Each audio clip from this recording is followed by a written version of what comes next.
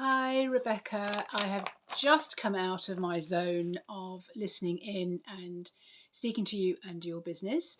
So, this is my reading for you, and I did this on Monday, the 8th of December. So, when I'm listening into you, I can see the image of your face, I can see you, but I'm asking the spirit, source, the universe, God, however you want to say it. I'm channeling and I'm reading into the question that I ask. So your questions are only as good, like the answers are only as good as the questions. It's like if you were talking to AI, but they often show me things that we didn't even know was in your remit, what you understood that you were here for. So go with this, listen to this, and then what happens is once you've listened to this, you've absorbed it, you get some questions. Basically, you have a face-to-face afterwards, and I can channel again, and I can just see in finer detail what I can answer for you. So it's not vague, it's kind of detailed. So it was very interesting what came through. So if you're open for it, let's go in. So I always ask a question just to open the doors, just to see where we're going, how this is going to be. So my first question is always about how does Rebecca need to change in order to be more satisfied with her business? But I say rather than business now because it brings up so many images about business and being logical and efficient and linear thinking and all those kind of things. So I say it's a money-making skill. So you've got a mission, you've got a skill, and I'm asking about that what you do, what you're here for, what you love to do, and how that can be a money-making skill for you. And then we just carry on calling it business. So when I look into your world, I see, or more that I feel, there's a lot of pressure building up to have a business, to have a way of earning money with your money-making skill, and to make that a success. So we often go, well, I'm good at something. Well, let's just do that then and make that my business, my money-making skill. My dog shaking itself. All right. So you feel there's a way to sort of loosen up. There's a way to sort of charge this in. There's a way that this becomes all about money. The pressure there is that your business will help you survive, will save the day, will help feed the family. So all those things about survival come in, and they kind of get interfered with your head, and at a certain point that can actually be very blocking for very creative people. And I'm always dealing with creative people, whether it's to do with creation, to do with Reiki or massage or artists or tarot card readers, or they're a CEO of a company, they're a coach, they're an entrepreneur, they've created something. So these are all creations, and they're what I would call God-given creations as well. So it wasn't that you went and learned your skill per se, it's just something that I know how to do that, and I love doing it. It fills me up, it just gives me so much joy, and I want to give that joy to other people. So that then became your money-making skill. But when I look into your world, I feel the pressure that's building. So I feel it in my body, and I'm able to translate that and feed that back to you. This is like, ooh, okay. It's like you're holding your breath. You're waiting for something to land. You're waiting for things to get better. And you want this to be part of what makes it better. But that can be enough to block your business are getting any bigger. That can be enough to sort of block your creative flow, so that what you're doing when you're doing your money-making skill, whether it's cooking or art or whatever it is, it just kind of it falls flat, and people don't really feel it, and they don't really want it.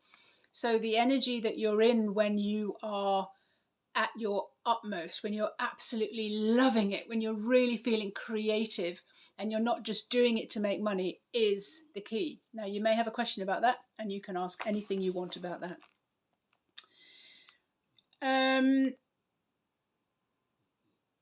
Okay, so I kind of got off a little bit of a tangent then, because they wanted to say something. So you feel it's not the way that it's not all just your creative skill then becomes all about money, which kind of just drops the whole energy. Be that like the life that you live now, but you need a solution to the problem and want to be able to contribute. So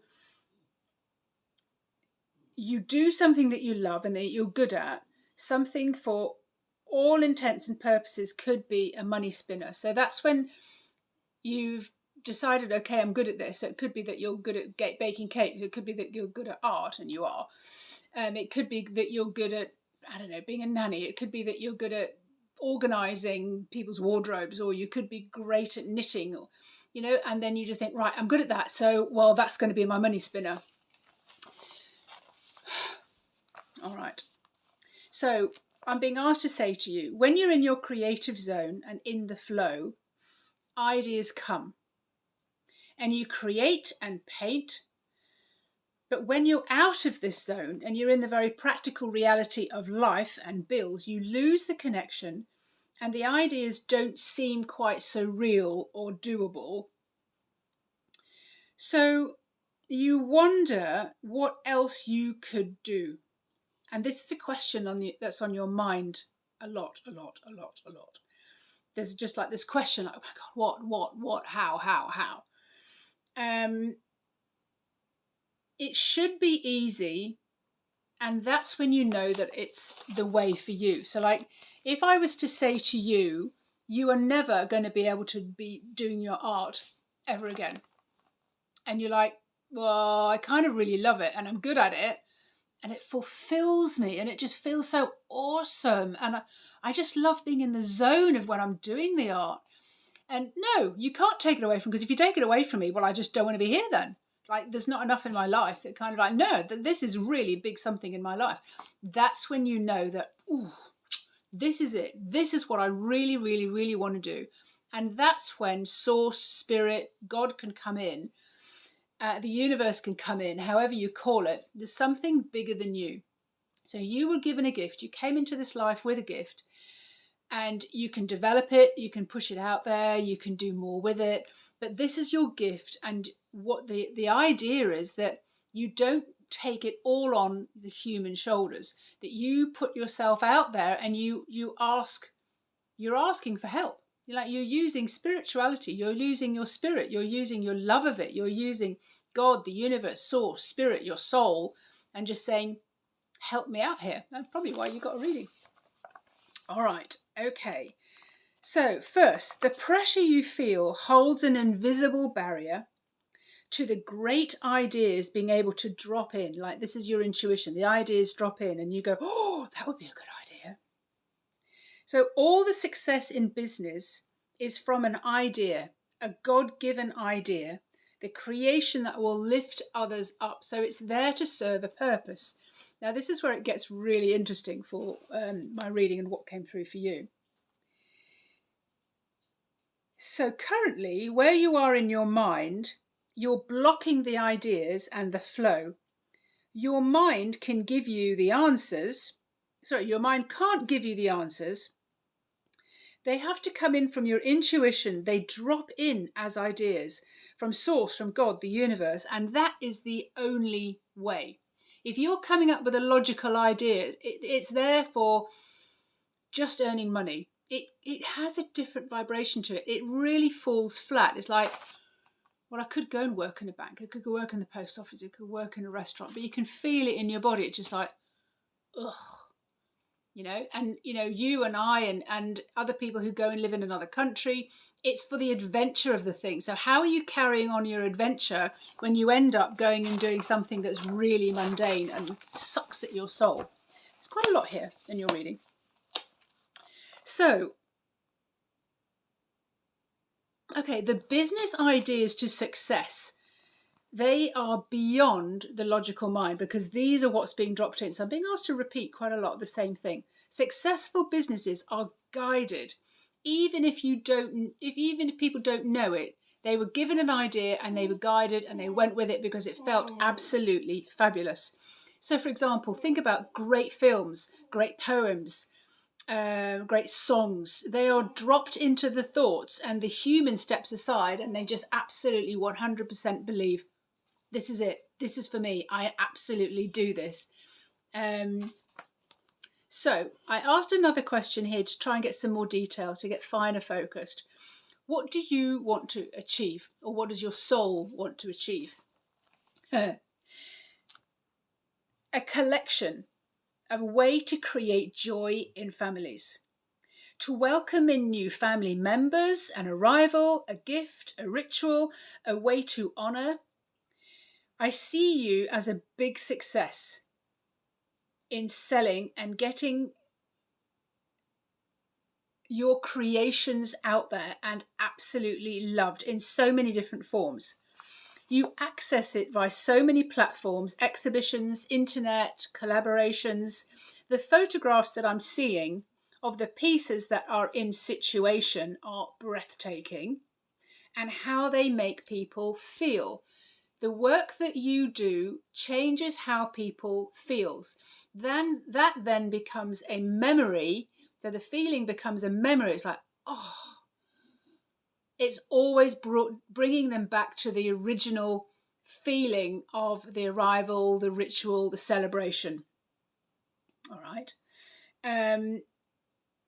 You are touching the soul on a soul level, and you act as a constant reminder of the miracle of life, or the miracle of a family, or the miracle of a memory, and the family unit of the memories and the moments. Now, that may think, okay, fine, yeah, I can do a picture of that, that's fine.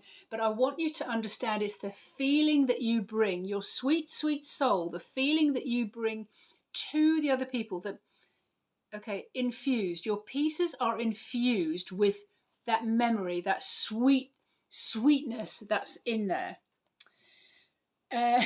You are beyond an artist. I don't know whether you know this or not, but this is what I was asked to tell you. You are beyond an artist, but a creator of magic that honours, that lasts a lifetime. Each piece lifts and reminds why, when I'm in my channeling state, my writing is like a doctor's writing. Why this why this family bond was created, for example, if you're doing a piece of art, or your message and mission is to celebrate life. My heart is expanding when I'm connected into you, when you see this and when you understand this, and that this is your purpose. It is so pure to the remembering and the reason, and that is all being brought back every single time somebody sees what it is that you've created for them. Now, these can be commissioned pieces, or these can be pieces that are already in existence, but because of the energy that you infused with them, not just you, Rebecca, but you, your soul, the spirit, because of the energy that was infused with them, that is one of the reasons why people will buy it, because of it, it's infused. And as well as the fact that they were looking for a gift, and it's not just, oh, I'm looking for a gift, okay, that'll do. It's like, whoa, that it's something, you create something that speaks to someone. So we're going much deeper than just a business reading. It is like what it is that you are doing. You have to be so clear that you are a spiritual artist, and there are many different kind of spiritual artists that I've worked with in the past. Gosh, so many. But the artwork, the piece, acts as a portal.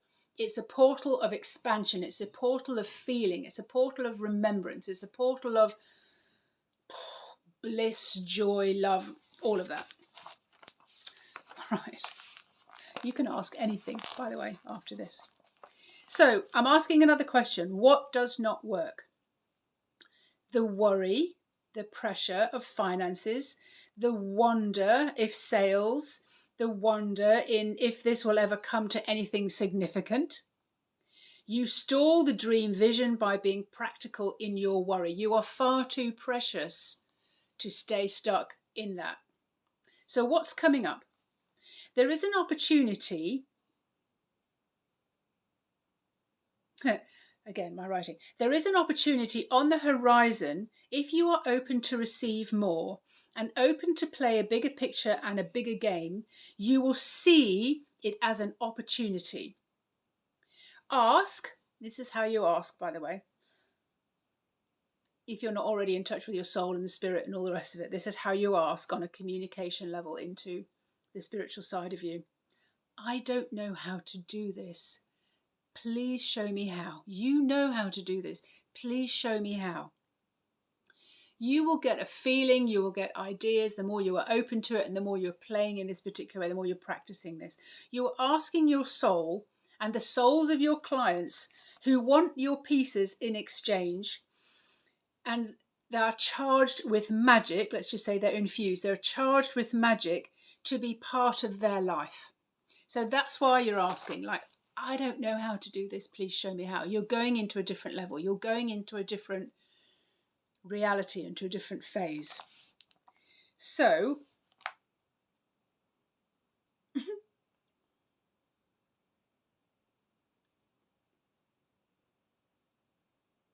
don't know what that word is. Your pieces are just a capture of time, but a spell to keep people growing, creating, and getting better and better and better in life. So with hope, with love, with faith, with trust, with joy, with bliss. So something is bigger than them at work. That's what your pieces are, a little portal to. Like they're a portal to magic and miracles. You are a spiritual artist. Your pieces, as they develop, are a portal for spirit to assist the person. Like a childhood toy filled with love and blessings, your art piece holds the key to creating hearts wide open with wealth, happiness, and support from spirit. I don't know whether you've ever known that, but like soft toys that are given to someone from someone who's, very, very loving and very, very caring, they are filled to the brim of love. My son had one of these and he would not let it go, when he received it. It was a friend of mine in Norway that sent it over, and his reaction to this one toy was just phenomenal. He still has this toy now and he's 21 years old. If he goes anywhere, he always takes Ice Bunny with him because it's still filled with so much love and so much joy. The reason I'm telling you that is because your pieces of art still bring that joy, that magic to somebody's life. All right. What does your business want to say to you? What does your money-making business, your spiritual art business want to say to you? It's inviting you. Can you see me as a living, breathing entity? I am alive. I'm here to assist and support you and bring you joy. Can you bring me in? Communicate with me. Can I be part of this building of this empire for you, to guide you? There is such a relaxed, open, expansive feeling when I tap into that. Like everything just melts away. There is no worry about money. There is no worry about your future. There is no worry about it. It's like you are in the zone. How you feel when you're creating, that's where the magic lies. So you call on her, you call on your business to be your assistant. Yes, I'm being reminded here, like it is a practice to bring you back on board to be that true, beautiful, sweet spot, soul, spirit artist. Look, and then it stops. So that's your reading for your money-making skill. If you have any questions, if you know some of it, if you want to dive deeper with some of it, give me a call and let's connect so that we can get some more information to come through. We can help just laser focus and get some more details. What a beautiful, beautiful business you have, and a way of operating in this world. And it's only going to get better. All right. I shall speak to you very soon.